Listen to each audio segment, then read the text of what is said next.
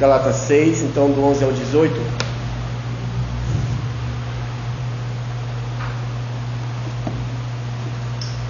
Eu trouxe o óculos errado, então, mas vamos lá. Versículo 11 de Gálatas 6 diz assim: Vede com que grandes letras vos escrevi por minha mão. Todos que querem mostrar boa aparência na carne, esses vos obrigam a circuncidar-vos, somente para não serem perseguidos por causa da cruz de Cristo. Porque nem ainda esses mesmos que se circuncidam guardam a lei, mas querem vos circuncideis para se gloriarem da vossa carne. Mas longe esteja de mim gloriar-me, a não ser na cruz de nosso Senhor Jesus Cristo, pela qual o mundo está crucificado para mim e eu para o mundo. Porque em Cristo Jesus nem a circuncisão nem a incircuncisão tem virtude alguma, mas sim o ser uma nova criatura. E a todos quantos andarem conforme esta regra, paz e misericórdia sobre eles e sobre o Israel de Deus. Desde agora ninguém me inquiete, porque trago no meu corpo as marcas do Senhor Jesus. A graça de nosso Senhor Jesus Cristo seja, irmãos, com o vosso espírito, e amém. Amém? Amém. Queria então, deixa eu colocar de volta o WhatsApp regula ali para ficar melhor. Está com microfonia?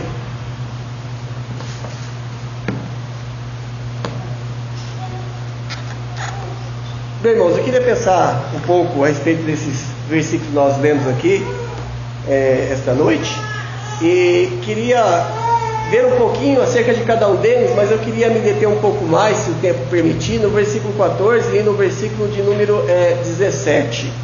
Paulo, então, aqui está findando a sua carta, que ele escreveu então aos crentes da cidade da Galácia, aos crentes de Gálatas, não é? E o versículo 11 ele diz assim: Vede com que grandes letras vos escrevi por minha mão. Nós sabemos que nesta etapa aqui já da vida de Paulo, muitas das suas cartas não eram escritas por ele mesmo, não é? Eram copistas que escreviam as cartas e ele então as assinava. Este fato de que ele se refere aqui, vede com que grandes letras vos escrevi por minha mão, nos leva a entender ou a pensar que ele tinha algum problema nas vistas. Anteriormente ele mesmo fala aos Gálatas que, se possível fora, os Gálatas arrancariam seus próprios olhos e dariam a ele. Então nós, somando e vendo alguns versículos, não é? Alguns teólogos nos dizem que o espinho na carne de Paulo era um problema nos olhos, não é? Então ele escreve esta carta para os Gálatas de uma maneira incomum, ou seja, do seu próprio punho, algo que ele não fazia na maioria das vezes. Então, em geral, Paulo só adicionava a sua assinatura das cartas que ele ditava a uma pessoa que para ele escrevia. Mas no caso da carta de Gálatas, Paulo, nesse presente caso, o seu coração estava apertado, o seu coração estava estreitado quanto a esta situação e transbordando de amor para com os irmãos desta igreja por conta da situação que eles se encontravam. Eles estavam sendo muito oprimidos, estavam sendo levados a desviar da fé verdadeira.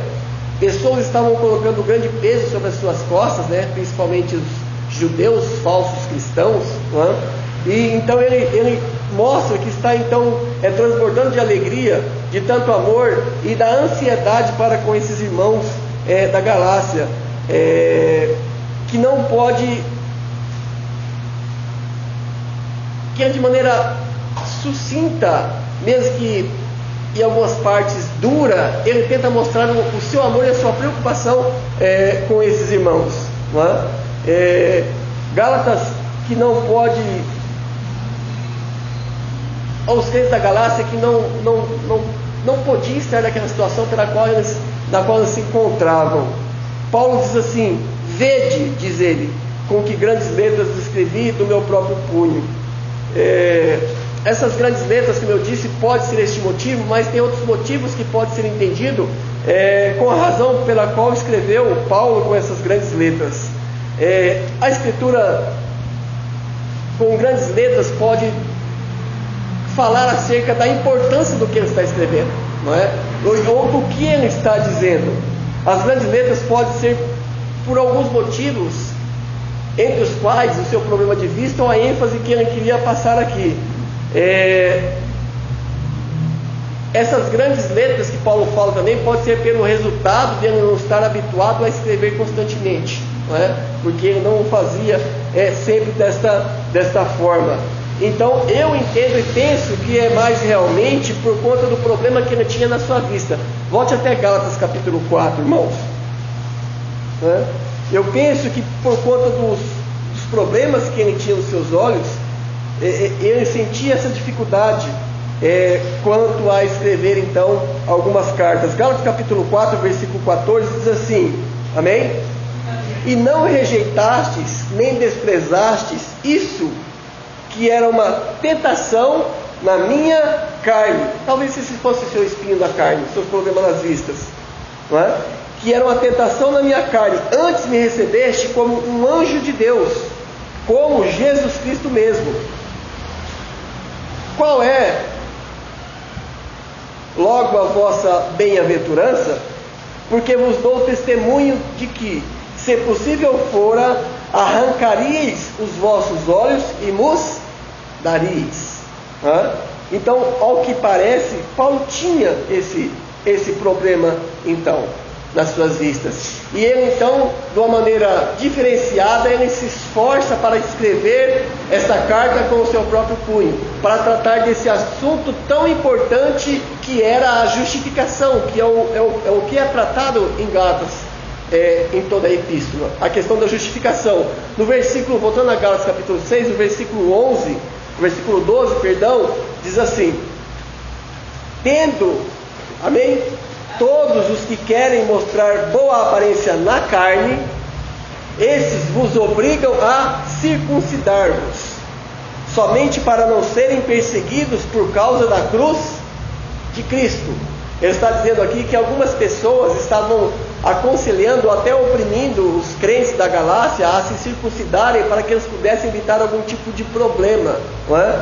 No versículo 13: porque nem ainda esses mesmos que se circuncidam guardam a lei. Então, essas pessoas que querem que vocês se circuncidam e observem alguns pontos da lei, essas mesmas pessoas, elas não guardam a lei, mas querem que vos circuncideis para se gloriar da vossa carne.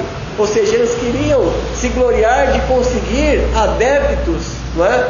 E de conseguir manipular a vida daqueles irmãos daquela igreja. Mais uma vez, Paulo volta então para o centro do problema, vamos assim dizer, né? Que ele estava tratando com esta igreja aqui. Aqueles que querem que os gálatas sejam circuncidados, eles têm várias razões para isso, como eu disse, mas eu queria ver pelo menos uma, para que a gente possa entender um pouco. Aqueles que desejavam que esses irmãos se circuncidassem, que era uma coisa típica então do judaísmo, eles próprios, eles não observavam a lei, que eles queriam que os gálatas se submetessem. Então ninguém pode observar a lei, ninguém consegue observar a lei na sua totalidade. O que essas pessoas queriam era se gloriar, se gabar, não é? De que os gálatas eram seus conservos e queriam exibir esses irmãos, não é? Vamos assim dizer, como troféus. Eles queriam ter a primazia e oferecer e mostrar esses irmãos como troféu para as suas vidas, né? Como Paulo mesmo diz aqui, no final do versículo 13, para se gloriarem da vossa carne. Então o que eles queriam era se gloriar por meio da vida destes irmãos. O que eles queriam literalmente era gloriar-se de que os gálatas eram seus servos. No final do versículo 13 diz: querem que vos circuncideis para se gloriar na vossa carne. Queriam gloriar-se em seu poder de persuasão sobre aqueles irmãos, não é? É o que eles queriam. Queriam se gloriar dessa questão. os irmãos que eles tinham reduzido, não é, a sua própria vontade e colocado debaixo da escravidão legalista da lei. Então Paulo está amadurecendo e falando para ele a respeito dessa ideia. O versículo 14 diz assim: mas longe de mim esteja gloriar-me, diferente dessas pessoas que estavam oprimindo os crentes da Galácia, para que eles se circuncidassem e eles pudessem então contar vantagem acerca do que eles tinham conseguido com aqueles irmãos. Já Paulo, o objetivo dele não era conseguir adeptos ou ter a atenção a respeito dos Gálatas para que ele pudesse bater no peito e falar: eles me seguem e eu consegui algo a respeito deles. Mas ele diz assim: mas longe esteja de mim o gloriar-me, a não ser na cruz de nosso Senhor Jesus Cristo, pela qual cruz o mundo está crucificado para mim e eu para o mundo. Paulo está dizendo aqui que ele não corre atrás dos valores do mundo, e a glória que o mundo corre, persegue e deseja, ele não deseja. Esse não é o objetivo do apóstolo Paulo, está dizendo aqui. Daí ele continua: o mundo está crucificado para mim e eu para o mundo. Versículo 15: porque em Cristo Jesus nem a circuncisão e nem a incircuncisão tem valor algum. A única coisa que tem valor diante de Cristo é se você é ou não uma nova criatura, justificada pelo sangue de Cristo. É o que ele diz aqui então: porque em Cristo Jesus nem a circuncisão nem a incircuncisão tem virtude alguma, mas sim o ser uma nova criatura. Não é? E novamente Paulo deixa bem claro aqui, com todas as forças que ele pode, né, com todo o ímpeto que ele coloca nessas palavras, ele diz que nem a circuncisão, ele diz que nem a incircuncisão tem valor algum, mas o que realmente tem importância, o que interessa, é o fato da fé e da confiança colocada em Cristo. Ele está dizendo que isso é o que importa. E era esta verdade, ou este segredo que ele fala mais adiante aqui, que os Gálatas estavam abrindo mão. Irmãos, não é muito difícil que por meio da opressão ou por meio da influência nós passemos a abrir mão de coisas valorosas que Cristo conquistou por nós na cruz do Calvário. Não é preciso muito para que isso aconteça também nas nossas vidas. Então, o que tinha valor, o que interessava era o fato, né, a fé, era de fato a fé e a confiança em Cristo. Fé e confiança em Cristo que dá ao homem uma nova vida, que transforma então o homem, dá a ele uma nova vida e faz dele uma nova criatura. É que Paulo está dizendo aqui então o que importa não é se você guarda ou se você não guarda a lei mosaica, se você observa ou não observa os rituais, bem como os cerimoniais da lei. Mas o que importa é o que ele diz no final do versículo 15: mas sim o ser uma nova criatura. E o ser uma nova criatura vem pela fé em Cristo, confiando na obra de Cristo, se arrependendo dos seus pecados, servindo ao Senhor, não é? Quando você se arrepende dos seus pecados e crê em Cristo, o Espírito Santo faz em você uma obra da regeneração. E como diz 2 Coríntios 5,17, você se torna uma nova criatura. Por isso nós vemos no verso 16 de Gálatas 6: e a todos quantos andarem conforme esta regra, paz e misericórdia sobre eles e sobre o Israel de Deus. A todos quantos andarem conforme esta regra que Paulo está passando aqui, que é a doutrina da justificação por meio da graça, sem mérito algum, sem nenhuma obra, sem ser por meio de nenhum cumprimento da lei. Regra que é esta doutrina da justificação pela fé em Cristo, que este é o assunto de toda essa epístola, se você for ler em casa. Justificação em Cristo. E a verdade que o apóstolo estava aqui explicando que ele estava reclamando, que ele estava confirmando, e da qual regra eles estavam se afastando. E ele invoca então os irmãos dessa maneira. Esses irmãos estavam saindo do caminho da verdade, que é esta regra da justificação pela fé em Cristo, que é esperar ser salvo inteiramente pela graça. Eles estavam saindo fora desta regra, e o padrão pelo qual se distingue a verdade e o erro, eles estavam abandonando esta regra, que daria entendimento a eles, para que eles pudessem então refutar, ou talvez não aceitar aquele ensinamento que estava no meio deles, que era que eles tinham que se circuncidar, eles tinham que guardar a lei, não é? O versículo 17 diz assim: desde agora ninguém me inquiete, porque trago no meu corpo as marcas do Senhor Jesus.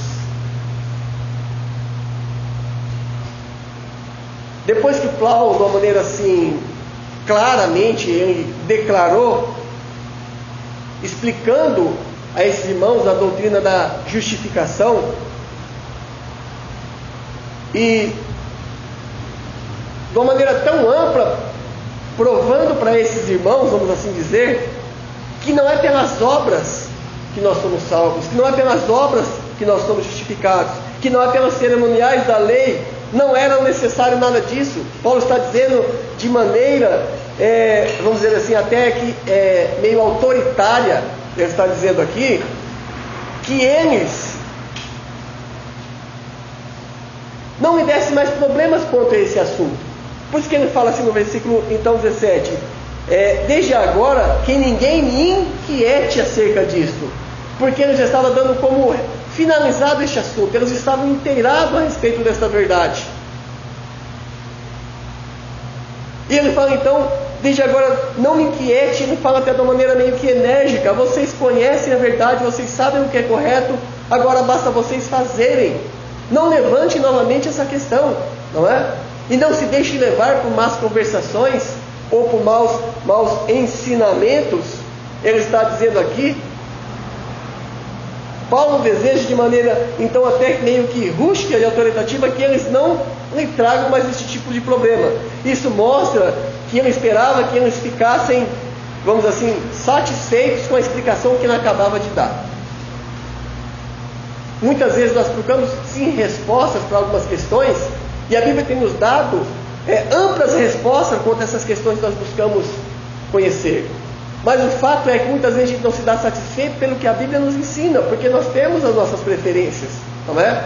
Porque nesse contexto em que os irmãos da Galácia viviam, sim, essa questão de circuncidar, ela traria não só uma fuga, mas um certo prestígio. Por quê? Porque se ele circuncidasse, o soldado romano viria ele como judeu, e o romano politicamente estava envolvido com o judaísmo, então eles não seriam perseguidos como cristãos. Ou seja, era uma fé conveniente, não é, para eles, para que eles pudessem fugir dessa perseguição dos romanos e até mesmo do povo judeu. Muitas vezes nós procuramos fazer isso, nós procuramos, vamos assim dizer, entre aspas, se misturar com o povo do mundo, para que a gente não tenha qualquer tipo de problema, dificuldade ou atrito. A gente procura não se mostrar diferente, quando na realidade a Bíblia pede o contrário de nós, não é? E é o que Paulo está questionando eles aqui, como nós lemos mais anteriormente aqui, no versículo de número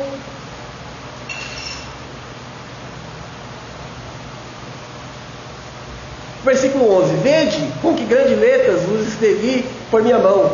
Todos que querem mostrar boa aparência na carne, esses vos obrigam a circuncidar-vos, somente para não serem perseguidos. O motivo era então um certo conforto na vida religiosa e no seu serviço a Deus. E muitas vezes nós temos feito como os gálatas estavam tentados a fazer. Muitas vezes nós procuramos meios ou lugares, instituições que nos proporcione servir ao Senhor sem nenhum tipo de atrito, sem nenhum tipo de enfrentamento, sem nenhum tipo de problema. Versículo número 18 diz assim: a graça de nosso Senhor Jesus Cristo seja irmãos, com o vosso espírito, amém. Irmãos, ele fala, a graça de nosso Senhor Jesus Cristo seja irmãos. Meus queridos, é assim que Paulo chama eles, irmãos, para mostrar a sua afeição que ele tinha por esses queridos. Apesar de sua enfermidade, que aparentemente Paulo tinha, ou mesmo da aspereza com que ele havia acabado de tratar este assunto com esses irmãos, ele queria mostrar uma grande humildade, uma condescendência com esses irmãos da Galácia, e queria tratar tudo num nível de igualdade. Assim ele se coloca em igualdade com eles e os chamam de irmãos. Ele coloca de lado o orgulho e se coloca em o mesmo nível com eles, algo que aquelas pessoas que estavam querendo que ele se circuncidassem não fazia, porque eles queriam estar sobre eles, eles queriam estar mandando neles. Ele diz, a graça de nosso Senhor Jesus Cristo seja com o seu Espírito. Depois de toda essa exortação que Paulo fez durante todo o livro de Gálatas, durante toda essa exortação, esta é a bênção final e a saudação habitual de Paulo, que ele dá então nas suas cartas. É o símbolo de todas as suas epístolas. Ele deseja que o Evangelho da graça de Deus possa continuar com aquela igreja, que o amor de Cristo seja derramado nos corações daqueles irmãos cada vez mais e mais, e que eles possam receber da plenitude de Deus, de graça por graça, e graça sobre graça. Então, desta maneira Paulo encerra essa epístola então aos Gálatas. Mas eu queria chamar você para ler novamente o versículo 14, que diz assim, Paulo diz, mais longe esteja de mim gloriar-me, a não ser na cruz de nosso Senhor Jesus Cristo, pela qual o mundo está crucificado para mim e eu para o... Paulo está dizendo aqui, irmãos, que ele está livre de qualquer tipo de jactância, interesse pessoal ou interesse carnal. O apóstolo professa a sua própria fé, a sua própria esperança, o seu próprio gozo. Ele diz que a sua própria glória, a glória principal da sua vida, é a cruz, está na cruz. Ele diz isso.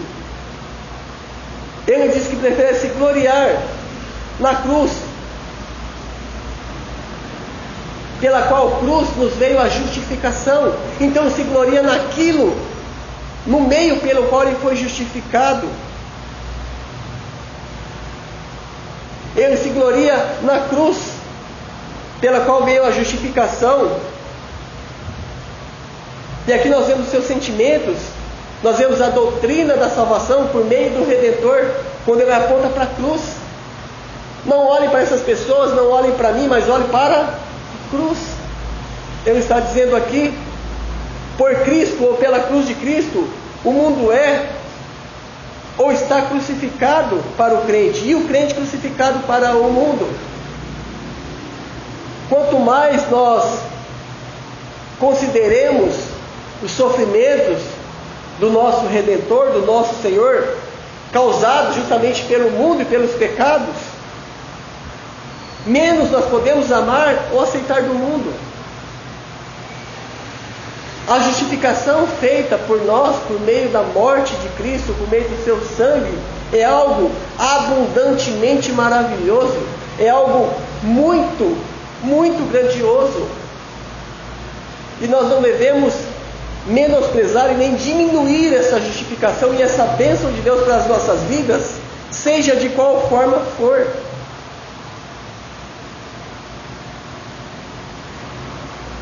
O apóstolo era tão pouco afetado por essas influências, esses contatos do mundo, por esses desejos carnais que ele trata aqui. Ele era tão pouco afetado, tão pouco influenciado, Como é influenciado uma pessoa que está pendurada na cruz, nas ânsias da morte, e na frente dele tem um palhaço fazendo micagem para que ele possa rir. O mundo tinha este poder, ou este interesse para o apóstolo Paulo, porque ele só olhava para a cruz, ele olhava só para o Senhor. Uma pessoa que está sendo crucificada e à beira da morte, irmãos, você pode contar a melhor piada do mundo, nas ânsias e nas angústias da morte, ele não vai rir. Ele precisa assim de justificação. E Paulo está dizendo que essa justificação está em Cristo. E se vocês abandonarem essa justificação, vocês não têm essa salvação. Vocês não têm condições de chegar a Deus ou ser reconciliado com Deus. E vocês estão longe da graça. Por isso que eu falo que da graça tem caído aqueles que querem obedecer às obras da lei. Porque não se manteram fiel e confiante na justificação que Cristo então faz por aqueles que nele creem. Irmãos, o que as pessoas precisam não é de notoriedade, não é de aceitação, não é evitar problema. Eles precisam de perdão para os seus pecados. As pessoas precisam ser reconciliadas com Deus. Você já imaginou a seguinte situação? Uma pessoa que está na fila da pena de morte, está sentado numa cadeira elétrica, falta poucos minutos para morrer, e você chega e fala para ele assim: eu tenho uma notícia maravilhosa para te dar. Eu tenho uma notícia importantíssima. Você foi um homem premiado, você é a pessoa mais sortuda do mundo. Esse cara pensa, ele vai dizer que eu vou ser solto. Ele fala: não, eu vou pintar seu cabelo de roxo para todo mundo te aceitar melhor. Essa pessoa vai olhar para aquele cara e falar: você é louco, você está fora, você é doido. Irmãos, você não precisa de aceitação. Você precisa de Cristo. Você precisa de Jesus. E se Jesus te trouxer algum aperto, glorifique a Deus por este motivo. Não pense que há no serviço ao nosso Senhor Jesus Cristo uma vida frouxa e fácil. Os gálatas estavam sendo tentados a fugir dessa questão.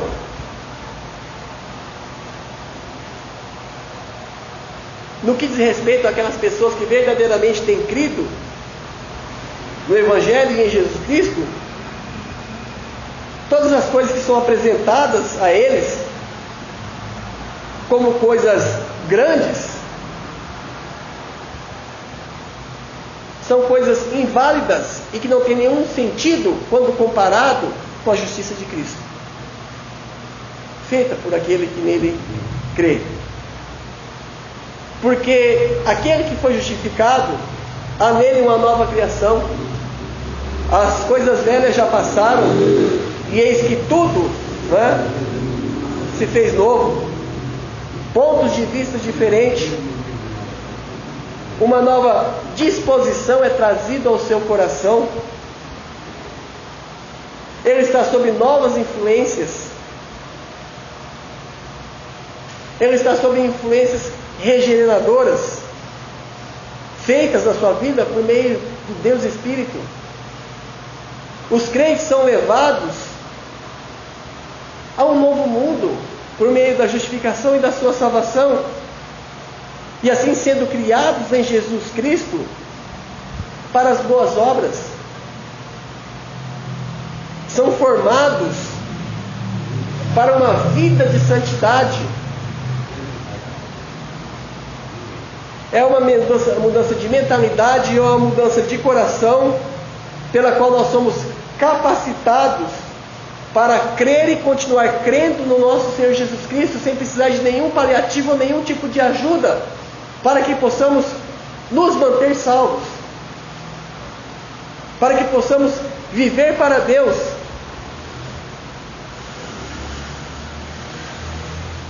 E aonde falta disposição e prática, irmãos, nada que seja externo substituirá isso. E Paulo procura falar para eles dessa verdade de uma maneira bem interessante. Paulo tenta falar isso e mostrar isso para eles, que eles não têm necessidade de fugir do serviço a Deus por medo de uma opressão, porque muitas vezes o que surge disso na sua vida é um forte testemunho da obra de Deus na sua vida. Versículo 17, ele diz assim, voltando ao versículo 17. Amém? Desde agora ninguém me inquiete, porque trago no meu corpo as marcas do Senhor Jesus. Ninguém me inquiete, ninguém me perturbe mais, ninguém me questione mais. Foi explicado, foi dito a vocês. Eu não procuro meus interesses, eu não quero me gloriar em vocês como essas pessoas, eu me glorio na cruz de Cristo. Então me inquiete, não me inquiete mais, porque eu trago no meu corpo as marcas, ele diz, porque trago no meu corpo as marcas do Senhor Jesus Cristo. E eu queria pensar um pouco mais sobre esse versículo e gastar um pouco mais de tempo nele e pensar sobre essas marcas que Paulo trazia no seu corpo.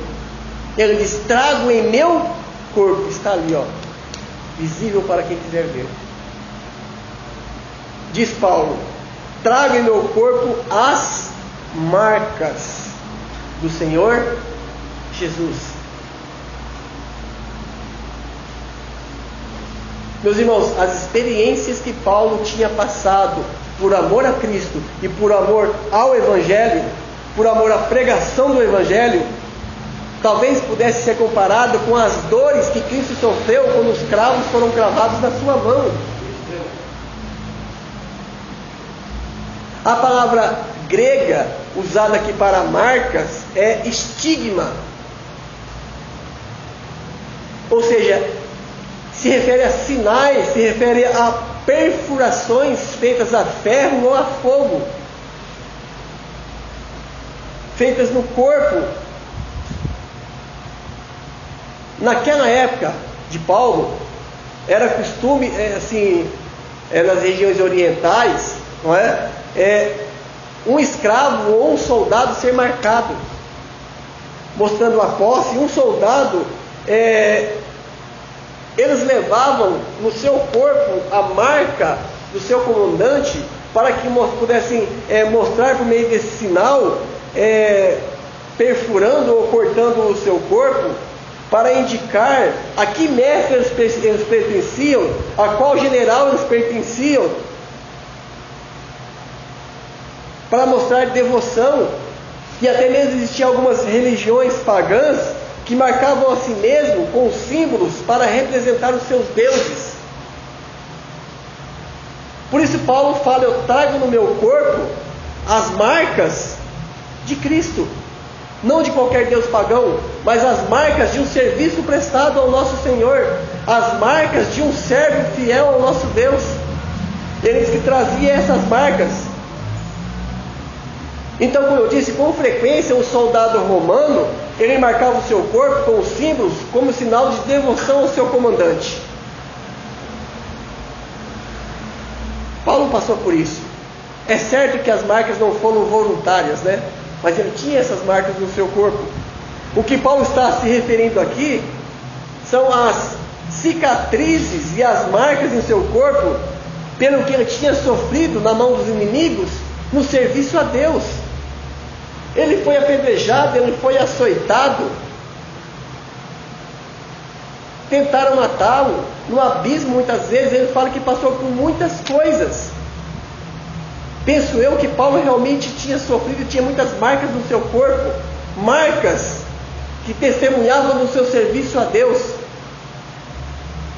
Será que nós temos alguma marca em nossas vidas que mostra o nosso serviço ao nosso Deus? Ou temos uma vida de comodismo, sossegado, né? Sem muito aperto, sem muita angústia? Mas ele tinha essas marcas sofrido por amor a Cristo, por amor da pregação do Evangelho. E eram essas marcas que mostravam o seu trabalho e a sua dedicação ao seu Senhor.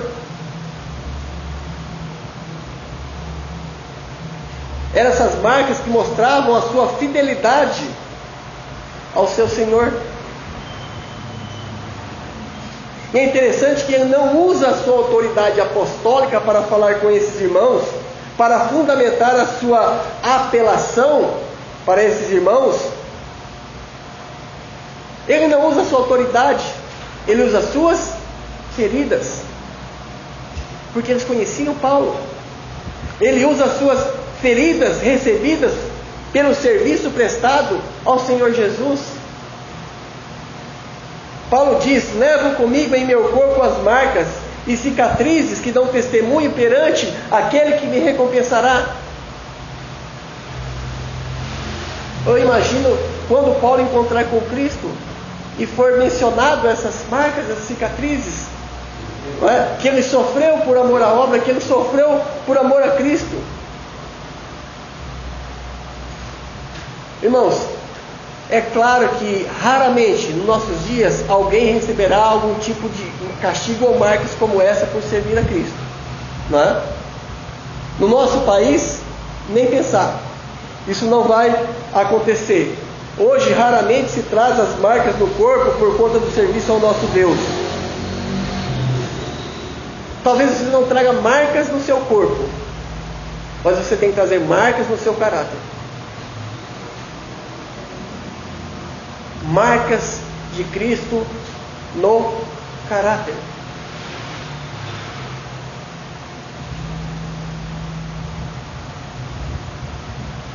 E essas marcas de Cristo devem estar no seu caráter, como diz Paulo no final do versículo 15, por ser uma nova criatura. Nós podemos pensar em algumas marcas de Cristo em nossas vidas. Eu poderia citar uma delas, que deveria existir na vida de cada crente, que seria a piedade. Tito capítulo 2, deixa aberto em Gálatas 6, vamos até Tito capítulo 2.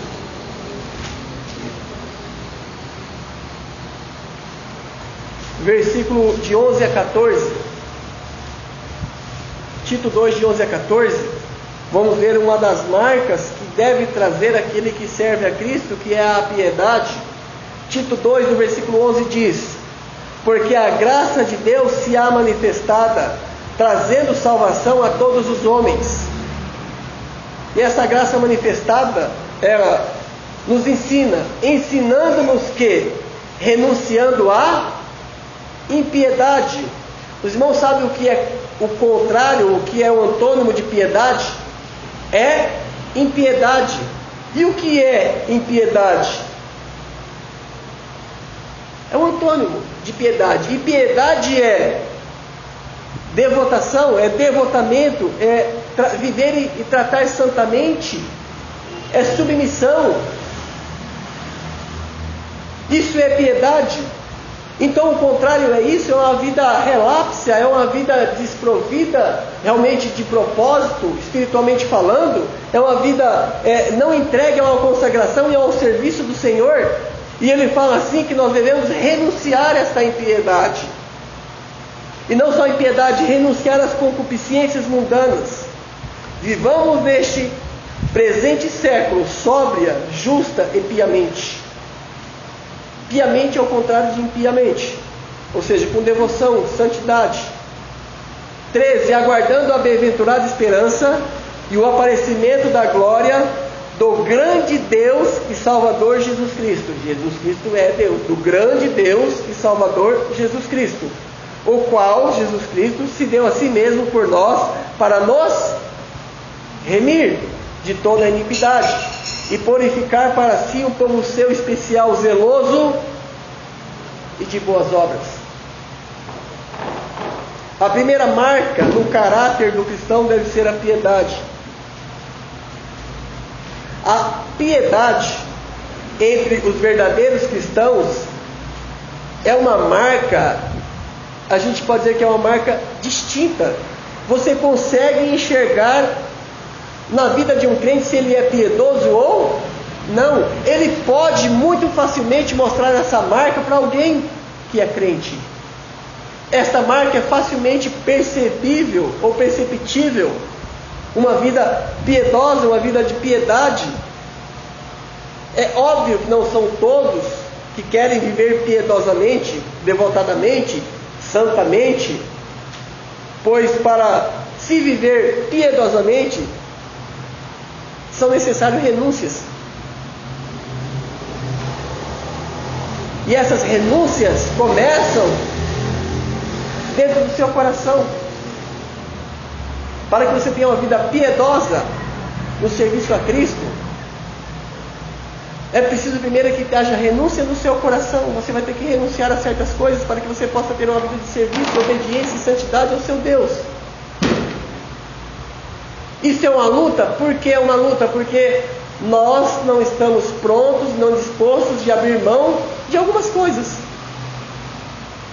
para que possamos prestar um bom serviço ao nosso Deus e levar uma vida piedosa, uma vida em obediência. A primeira coisa que devemos renunciar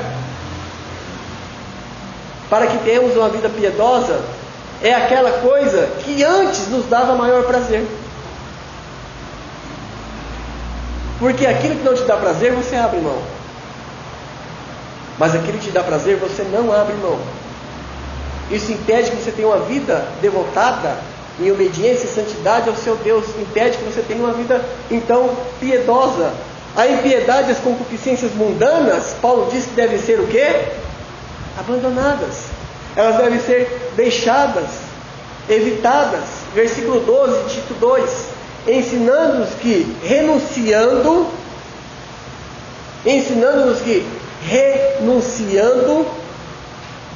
a palavra renunciar, aqui o renunciando é padeuo no grego. O que significa essa palavra? É uma palavra que é usada, por exemplo, para treinar crianças. Você tem que treinar, você tem que fazer isso, tem que se esforçar, tem que buscar. Significa treinar, como a quem treina crianças. Significa ser instruído, significa ser ensinado, levado a aprender. Você tem que aprender a renunciar a essas coisas.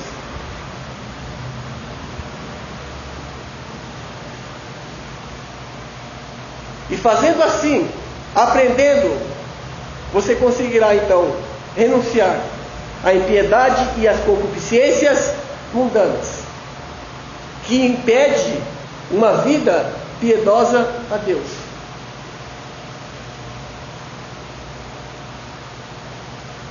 E eu vou fazer uma pergunta para vocês, irmãos. Essa pergunta ela não é questionativa, ela é uma pergunta autorreflexiva. É uma pergunta feita para uma autorreflexão.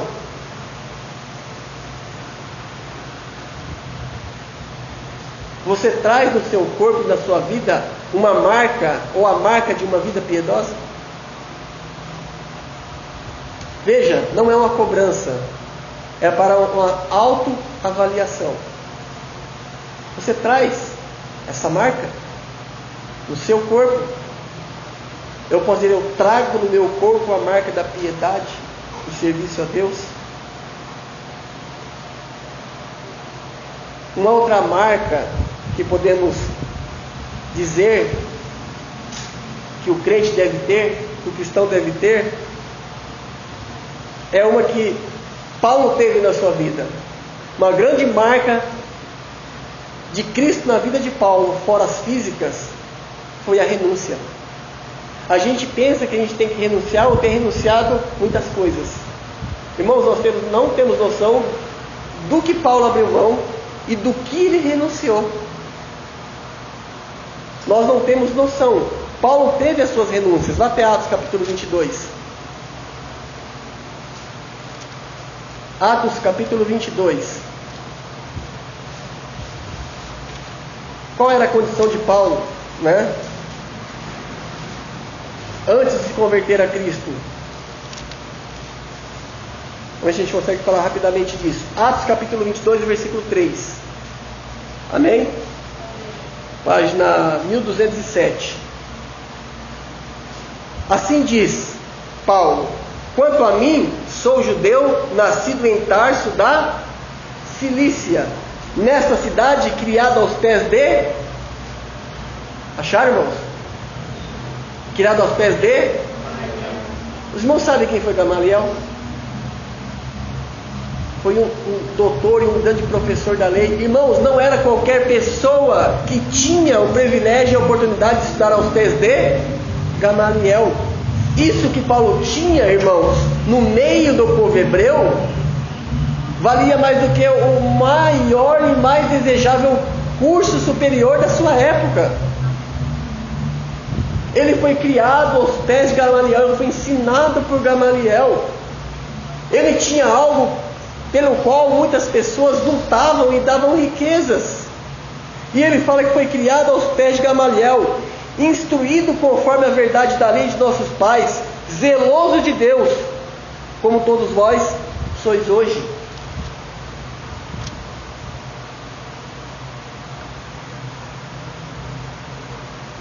Paulo renunciou a isso. Paulo renunciou a esse grande, imenso título que ele tinha. Ele renunciou a esse maravilhoso e sublime diploma. Ele renunciou. Vá até Filipenses capítulo 3, irmãos.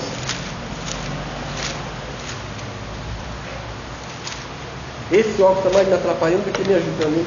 Filipenses capítulo 3.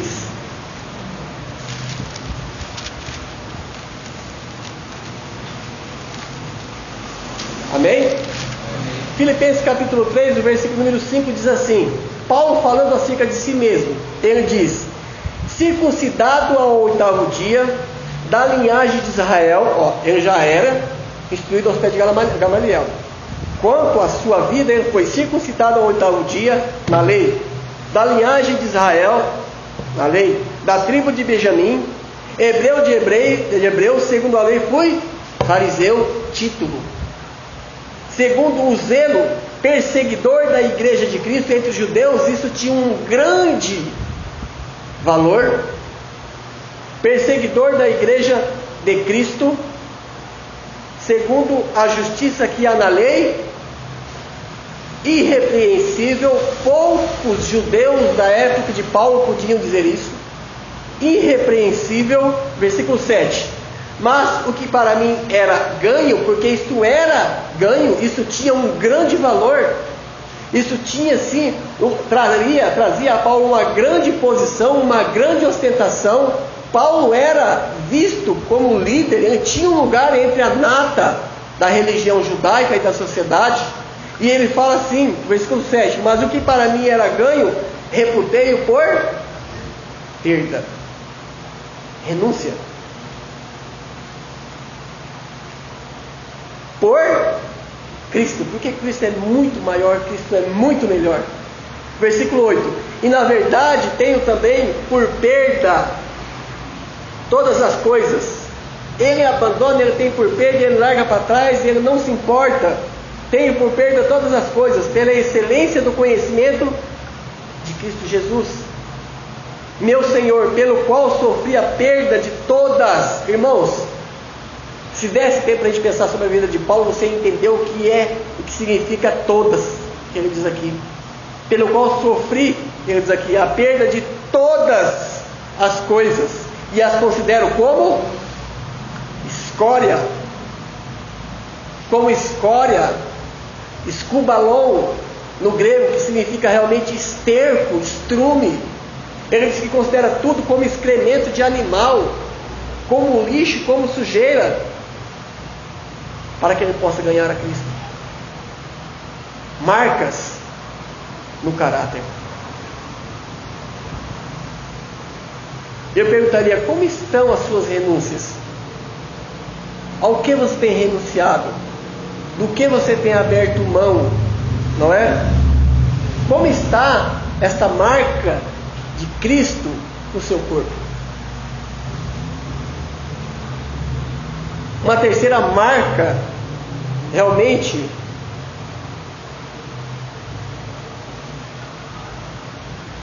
seria o verdadeiro arrependimento. Por que verdadeiro arrependimento?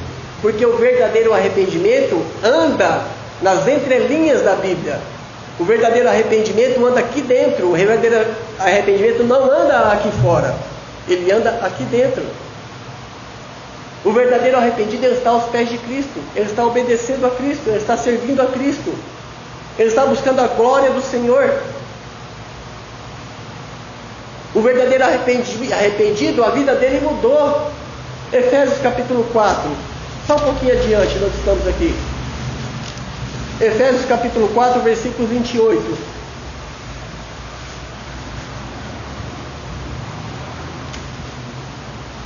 Amém? Aquele que furtava, não furte. Isso é arrependimento, é mudança. Aquele que furtava, não furte mais. Antes trabalhe, fazendo com as mãos o que é bom, para que tenha que repartir com o que tiver necessidade. Arrependimento verdadeiro é abandono, é mudança de mente, é mudança de vida. Arrependimento verdadeiro é abandono da vida em pecado e a busca da vida em santidade, para que dessa forma estas marcas na sua vida sejam vistas por outras pessoas. Vá até Hebreus capítulo 12, um pouco mais adiante. Hebreus capítulo 12. Irmãos, e como é bom quando isso acontece. Isso é maravilhoso, isso é glorioso demais para o nosso Deus, para nós também. Hebreus capítulo 12, versículo 13 diz assim, amém? E fazei veredas direitas para vossos pés. É sua responsabilidade, depende de você. E fazeis veredas direitas para vossos pés, para que o que manqueja não se desvie nem para a direita, não se desvie nem para a direita, antes seja. Ele está falando de testemunho aqui, irmãos, você sabia? Ele está falando de vida. Veja o próximo versículo, número 14. Segui a paz com todos e a santificação, sem a qual ninguém virá ao Senhor. Vida, ele está falando aqui de arrependimento, vida transformada, vida vivida em santificação. Quando a sua vida é vivida dessa maneira, as pessoas verão o Senhor na sua vida, sem a qual ninguém virá ao Senhor. Não é que a pessoa não vai ver ao Senhor, você é salvo e vai ver, mas ele está dizendo que as pessoas não verão o Senhor na sua vida se a sua vida não for uma vida feita e trilhada por meio de veredas retas, por meio de um verdadeiro arrependimento. Para a gente apressar aqui, eu pergunto: você tem esta marca de Cristo? Você traz esta marca de Cristo? Uma quarta marca que eu anotei aqui seria a submissão à palavra de Deus. Submissão à palavra de Deus. A Bíblia é bem clara, ela diz que nós somos conhecidos pelas nossas ações. Somos conhecidos pelas nossas ações. Provérbios 20, 11 fala que até a criança se dá a conhecer pelas suas ações, se são boas ou más. Somos conhecidos pelas nossas ações. O homem tem a tendência natural, adâmica, de justificar as suas situações. Foi no caso de Adão e Eva. Adão, a mulher que você me deu aí, ó, foi tudo a perder. Não foi assim? Samuel perguntou: não, o povo quis guardar o gado, o melhor para o Senhor. Ele procura justificar.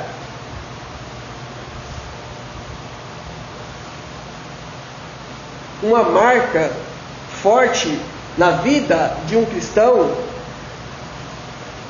é a sua reação ao ministério da palavra, o lugar que ela ocupa em sua vida. Paulo diz lá em Romanos 9, 6 que nem todos que são de Israel são israelitas, né? Nem todos que são de Israel são israelitas, porque entre o povo de Israel existiam muitas pessoas que foram chamados com o povo de Israel, andaram no meio dos israelitas, participaram dos feitos milagrosos, mas não eram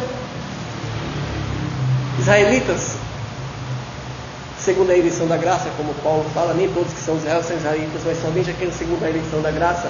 Mas estavam lá no meio. Mas os verdadeiros cristãos mostram submissão e prazer crescente na palavra do nosso Deus. Para eles, a palavra é gozo no seu coração, como de Jeremias, capítulo 15. Foi gozo para o seu coração. Para ele, como de Salmo 119, 105, é luz para o seu caminho, é lâmpada para os seus pés. Como de Salmo 19, versículo 11, nós lemos esse dia: escondi a sua palavra no meu coração para eu não pecar contra ti.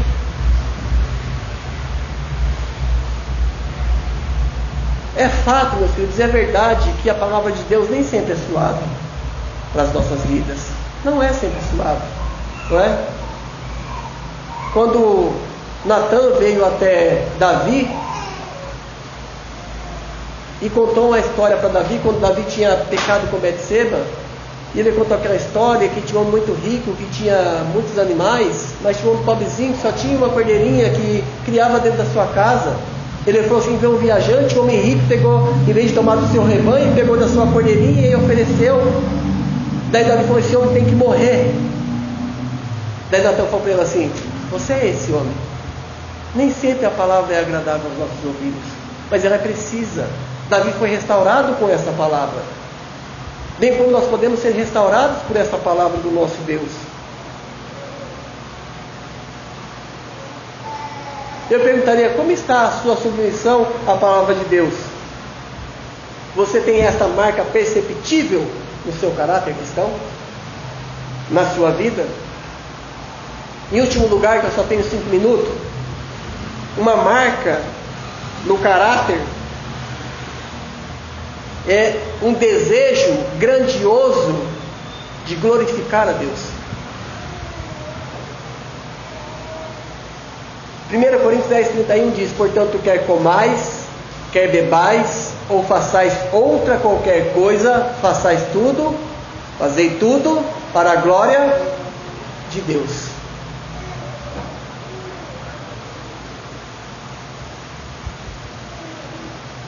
E façais tudo para a glória de Deus.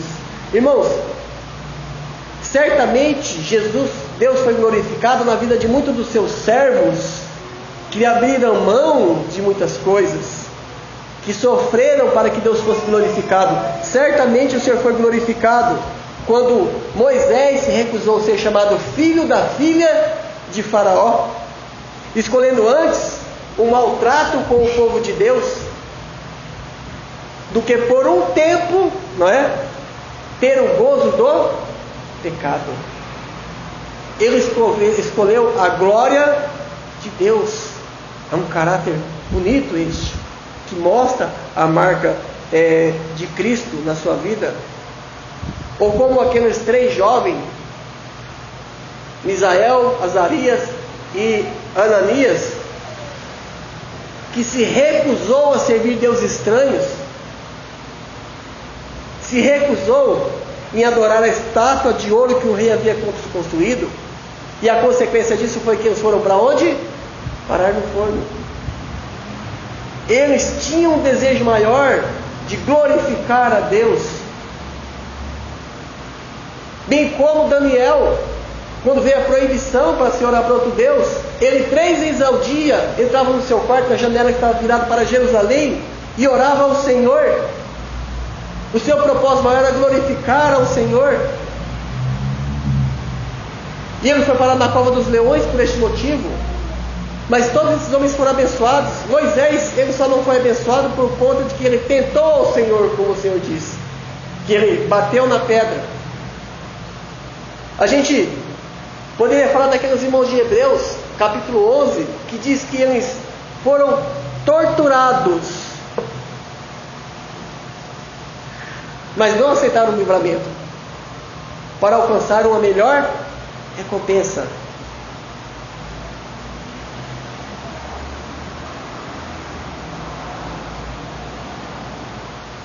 Uma única coisa levou esses homens a terem essas atitudes e essa conduta, e era buscar, glorificar a Deus. Você traz essa marca no seu caráter, o viver para a glória de Deus?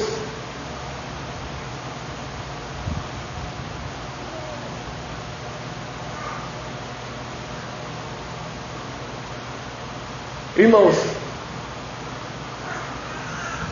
nós temos que ter essas marcas. Nós temos que usá-las como identificação. Nós temos que buscar ter este nível de serviço ao nosso Deus, para que possamos dizer como Paulo: eu trago na minha vida, no meu corpo, as marcas do Senhor Jesus Cristo. E nós podemos fazer isso. Deus nos capacita a fazer todas essas coisas. Voltando a Gálatas capítulo 6.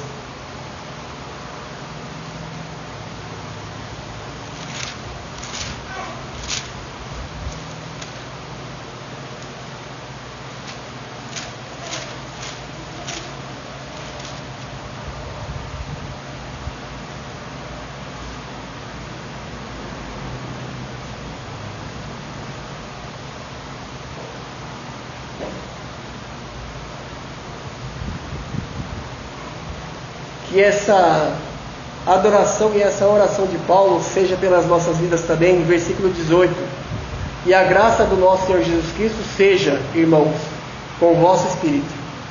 Amém? Amém. Que Deus, pois, nos abençoe.